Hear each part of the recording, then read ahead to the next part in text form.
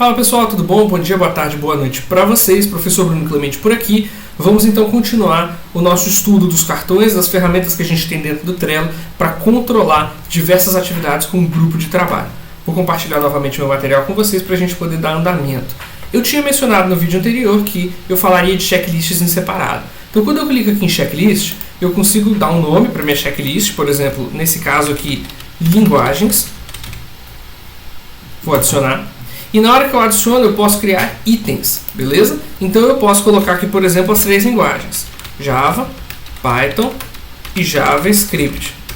Então na hora que eu faço isso, eu tenho agora uma definição de quais são as tarefas a serem feitas, as checklists a serem feitas. Então eu estou partindo do princípio que, se eu vou focar em uma linguagem, vou estudar tudo que eu tenho sobre Java, vou levantar essas informações, concluir Java, eu venho aqui na frente e clico nesse botãozinho e ele vai marcar então que Java foi concluído, que essa tarefa do meu cartão já foi concluída. Ele tem um controle de percentual aqui em cima, então ele entendeu que se eu fiz uma de 3, 33% da minha tarefa está concluída, beleza? Isso ajuda a gente a ter noção muitas vezes da dimensão do trabalho e de como essa dimensão está sendo concluída, qual é a velocidade que isso aqui está sendo concluído, beleza? É outra forma interessante que a gente tem para acompanhar o que está acontecendo. Vamos tentar pegar o exemplo aqui então. Eu vou escolher uma linguagem de programação, eu tinha mencionado fazer algumas outras coisas. Vamos listar possíveis tarefas, tá? Eu quero fazer o quê? Primeiro eu preciso implementar vamos chamar de tabuleiro, tá? É uma coisa que precisa ser feita para um jogo da velha funcional. Eu preciso implementar um clique, e aí eu vou colocar aqui X e bola, ou seja, o ato de clicar em alguma posição do meu tabuleiro precisa gerar um xizinho ou uma bolinha de acordo com qual jogador está jogando naquele momento. Eu vou inserir aqui também que eu tenho uma nova tarefa para implementar condição de derrota ou de vitória, vamos dizer assim, né? Vitória e derrota, que aí no caso seria o fato de eu identificar que uma linha foi concluída ou identificar que não há mais jogadas possíveis. Eu posso até quebrar esses caras, né? Vamos deixar aqui só a condição de vitória. Vou trocar o nome dele aqui para ficar mais fácil. Tá? E vou colocar agora um novo chamado implementar fim de partida por falta de movimentos. Meu teclado está apresentando um problema, então quando tiver alguns errinhos aqui de português, vocês por favor ignorem, tá? O importante é o que a gente está conversando. O errinho de português aqui eu vou consertando aos poucos, tá? Então o que eu estou querendo mostrar para vocês? Que é o funcionamento básico de uma metodologia ágil do Kanban que nos auxilia a manter isso é o seguinte: eu estou criando uma lista de afazeres. Em teoria, você levantando uma boa lista de afazeres, se você concluir o que está nos afazeres, você tem o software pronto no final. Pode ser que você esqueça de levantar a sua lista de afazeres de forma bem feita. Tudo bem, isso pode acontecer. É um problema de análise, isso vai ser tratado em outra disciplina.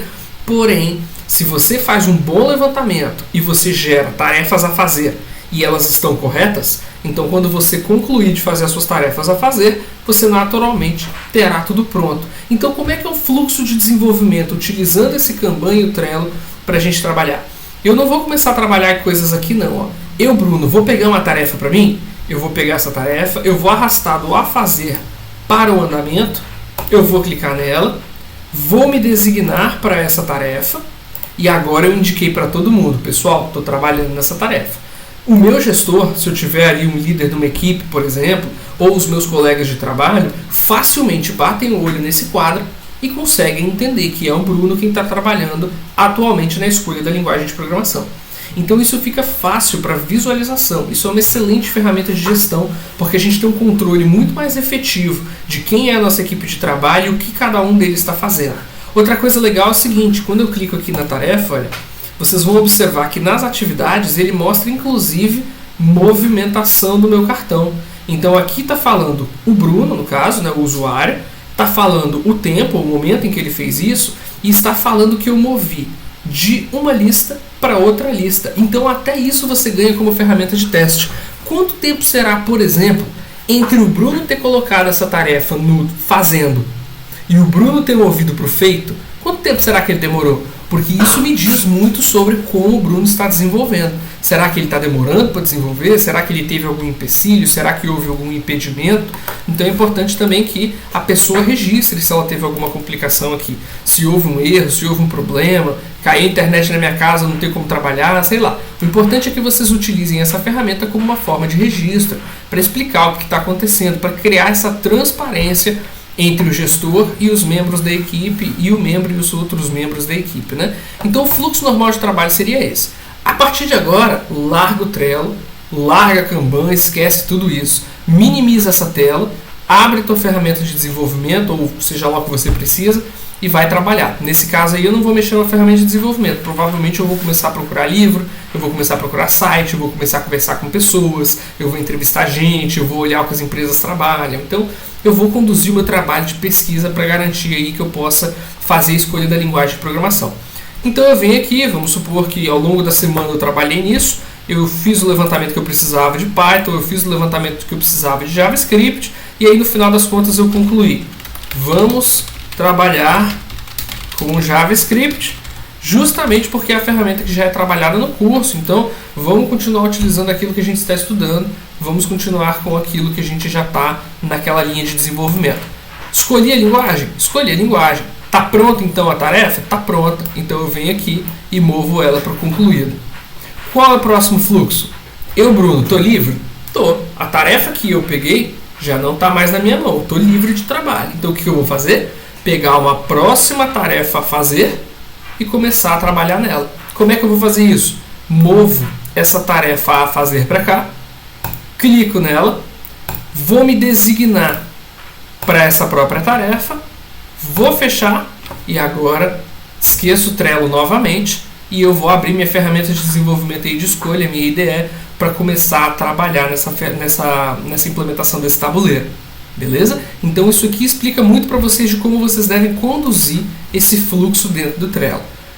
Eu mencionei antes, o Kanban e as metodologias ágeis e o Scrum são muito mais complexos que isso. Eu estou enxugando o máximo possível para a gente fazer um curso bem focado no que vocês precisam fazer para conduzir os trabalhos de vocês e as implementações de vocês ao longo da disciplina e ao longo de um curso, ou seja aqui, vídeos de introdução de vocês para esse conceito, tá bom? Isso aqui já te ajuda muito para vocês trabalharem nas questões menores, tá? Nos problemas menores, nos trabalhos de escola, em situações desse tipo. Para estudos pessoais vocês podem trabalhar, embora é sempre legal isso aqui quando você tem grupos, tá? Mas ainda assim ela pode ser utilizada como uma ferramenta de organização pessoal.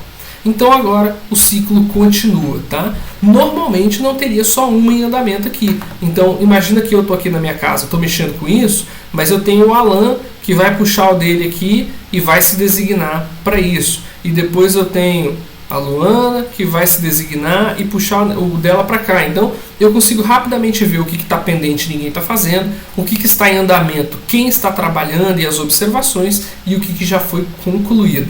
Tá? E é muito importante também que vocês coloquem uma descrição melhor aqui. Tá? Então aqui eu poderia colocar um grid de 3x3 padronizado conforme o jogo da velha, né? Como a gente conhece, conforme o jogo da velha, na cor azul, centralizado na página web, por exemplo. Então eu já estou colocando aqui uma descrição que vai ajudar o desenvolvedor, seja eu, seja outra pessoa, né, a trabalhar dentro dessa demanda. Essa descrição, de preferência, deveria ter sido colocada já quando a gente criou aqui o a fazer, tá? Eu fiz rapidamente para o vídeo não estender demais. Então agora o Bruno, desenvolvedor, vai ter essa tarefa, ele acabou de pegar essa tarefa para si, ele vai ler essa descrição, entender o que tem que ser feito e partir para o trabalho. Beleza? Então eu vou encerrar o vídeo por aqui. E aí depois a gente continua, acredito que com o último vídeo, agora o quarto vídeo, para a gente poder finalizar esse assunto. Tá bom? Qualquer dúvida, não deixem de colocar aqui nos comentários que eu vou ajudar a todos. Bom dia, boa tarde, boa noite para vocês, até mais.